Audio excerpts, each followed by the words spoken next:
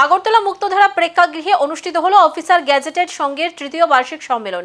রাজ্যের বিভিন্ন প্রান্ত থেকে প্রতিনিধিরা এই সম্মেলনে অংশ নেন। সম্মেলনে উপস্থিত ছিলেন পদ্মশ্রী চিত্তরঞ্জন মহারাজ, স্বামী ভক্তি সুন্দানন্দ মহারাজ, সংঘের সভাপতি তপন দাস, সাধারণ সম্পাদক দেবাশিস রায়। প্রতি বছরের মতো এবছরও সম্মেলনে সংগঠনের ভবিষ্যৎ কর্মপন্থা নিয়ে আলোচনা হয়।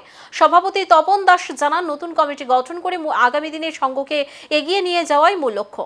ত্রিপুরা প্রদেশের তৃতীয় ত্রিবার্ষিক সম্মেলন আমরা 2017 সালের 6 আগস্ট আমাদের এই সংগঠন রাষ্ট্রবাদী বিচারধারা নিয়ে কাজ করা শুরু করেছিল। তখন প্রায় 203 জন অফিসার নিয়ে। তারপরে আজকে আমাদের প্রায় 8-9 বছর হয়ে গেল। এখন বর্তমানে আমাদের যে অফিসার সংখ্যা আছে প্রায় 1500-এর উপরে সংখ্যা আছে। তো আমাদের সাংগঠনিক মতে আজকে তৃতীয় ত্রিবার্ষিক সম্মেলন। আজকে এখানে নতুন কমিটি গঠিত হবে এবং আজকে যে বিশ্বের যে অস্থির আর্থিক পরিস্থিতি যেটা আছে তার উপরে ভিত্তি করে আমরা আগামী দিনে অফিসারদের কী ভূমিকা থাকবে